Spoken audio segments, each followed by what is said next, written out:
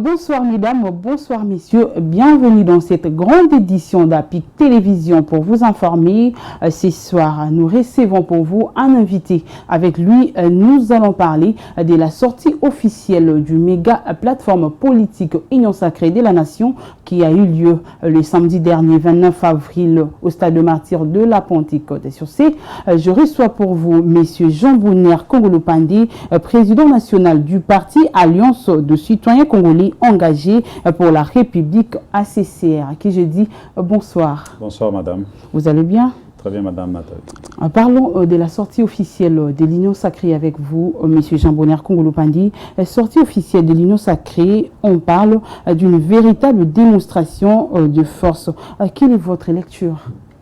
En fait, notre lecture au niveau de l'Alliance des citoyens congolais engagés pour la République, elle est partagée par l'Union Sacrée de la Nation, plateforme à laquelle nous faisons partie, pour accompagner son Excellence M. Félix Antoine Tshisekedi et que la population ou les membres des partis politiques qui composent notre plateforme politique électorale, tout en unanimité avec tous ceux qui étaient dans leur maison, suivre les événements en direct. Nous sommes adhérés aux élections de 2023 pour l'unique candidat à la présidentielle de M. Félix Antoine Tshisekedi. L'idée aussi, c'est aussi démontrer face du monde, de l'opinion nationale comme internationale, qu'il n'y a pas un autre choix en dehors de M. Félix Antoine Tshisekedi, peu importe l'adversaire qui sera comme compétiteur aux élections de 2023. Monsieur Jean Bonner Kongolo Pandé, plusieurs allocutions ont été suivies par les Congolais au cours de ce rendez-vous. Quel était, selon vous, le message central? Le message central, c'était premièrement l'unité que nous retrouvons derrière, tout autour du chef de l'État, entre les partis politiques que nous représentons. L'idée aussi, c'est l'unité nationale avec toutes les couches de notre population congolaise, à celui de dire nous voulons maintenant sécuriser notre l'Est du pays et sécuriser nos provinces pour que l'aspect sécuritaire devienne maintenant une priorité dans le mandat du chef de l'État. Et troisièmement, c'est aussi de nous préparer étant machine politique pour que nous puissions se rassurer que les élections, bien qu'elles seraient transparentes et aussi redevables aux électeurs, mais que les résultats de cet exercice démocratique puissent nous donner la majorité constitutionnelle telle que définie par notre Constitution, que nous puissions cette fois-ci avoir majorité parlementaire acquise à son Excellence, Monsieur le Président de la République.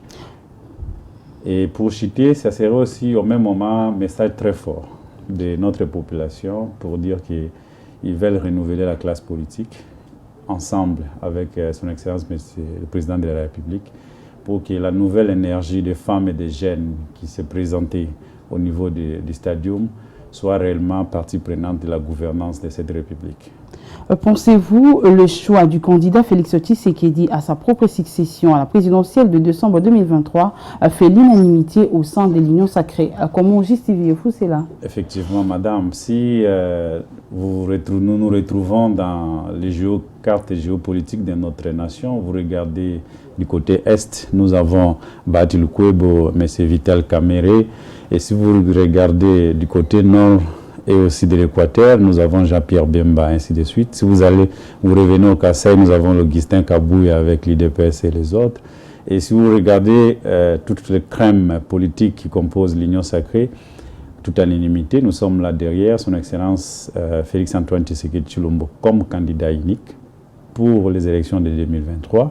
Et à ce qui concerne cette majorité, elle n'est même pas à discuter parce que la charte que nous tous nous avons adhéré et que nous avons enseigné, elle est claire, que nous voulons poursuivre tout ce que l'Excellence, Monsieur le Président, chef de l'État, a pu commencer dès le premier mandat, et nous allons le continuer avec lui dans le deuxième mandat pour se rassurer que premièrement la souveraineté de notre nation, elle est acquise par des Congolais eux-mêmes, et deuxièmement les problèmes qui s'occupent de notre social.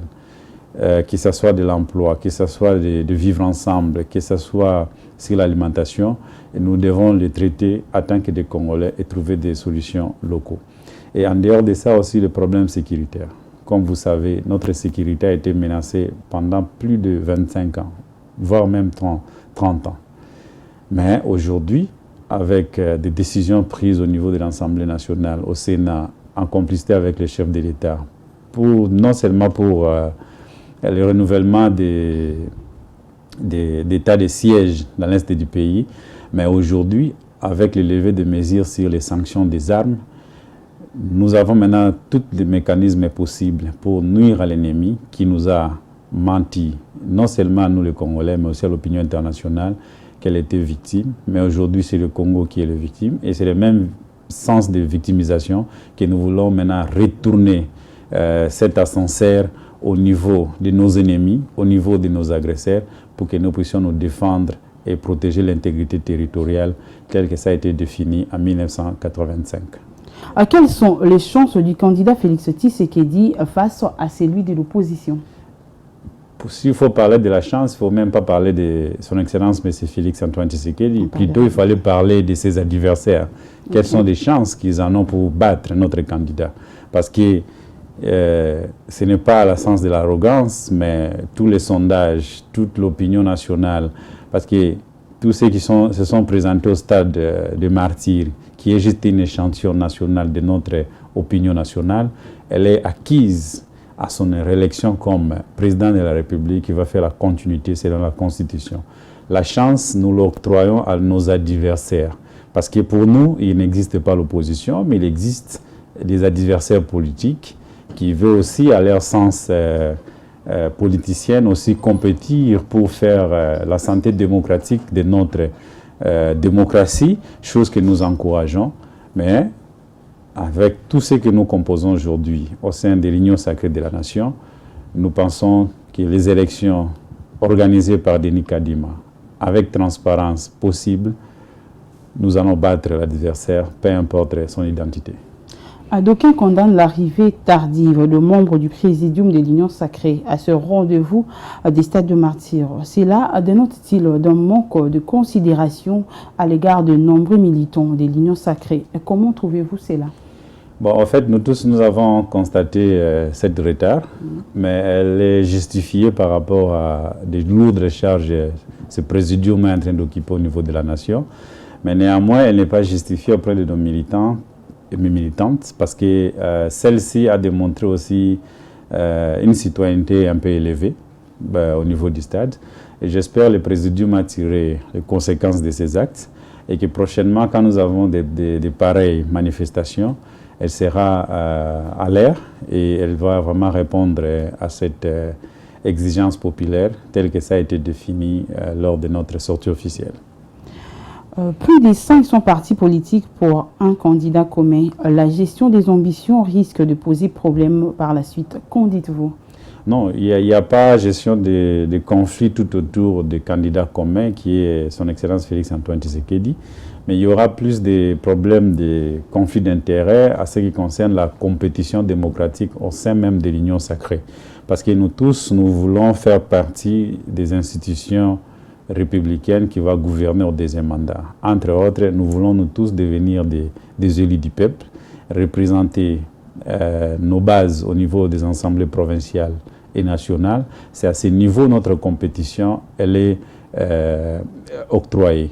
Mais en ce qui concerne le niveau de la présidence, il n'y a pas de conflit d'intérêt parce qu'il y a l'unique candidat, son Excellence M. Félix Antoine Tshisekedi.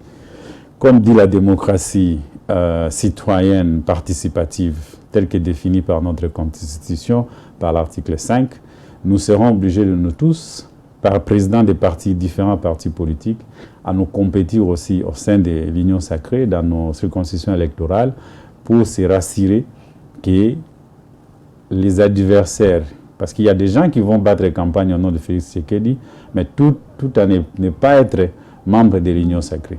Ça serait notre stratégie maintenant de s'assurer que dans nos fiefs électoraux, il n'y a pas un autre candidat en dehors de Félix Tshisekedi ou en dehors des élus provinciaux ou nationaux qui seront votés dans nos circonscriptions électorales. Donc la communication sera tellement efficace et efficiente pour que cette population, pauvre qu'elle est, souffrante qu'elle continue à demeurer, mais au moins quand elle va aller devant les urnes, qu'elle puisse réellement voter en âme et conscience pour élarguer toutes les comédiens qui viennent dans nos assemblées provinciaux et députations nationales afin de nous distraire.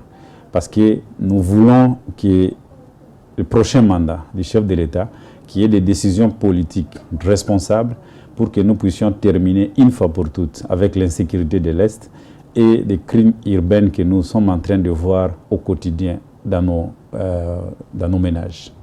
Monsieur Jean Bonheur Kongolo Pandé, votre mot de la fin par rapport à la sortie officielle de plateforme Union Sacrée de la Nation et puis un message pour le membre de votre parti ACCR. Mot de la fin, c'est celui d'encourager tout parti prenante de l'Union Sacrée pour la Nation. Malgré nos faiblesses internes, il y a encore des moments pour évaluer cette sortie officielle et puis redynamiser nos actions de terrain pour que nous puissions continuer réellement à être à l'écoute de notre population.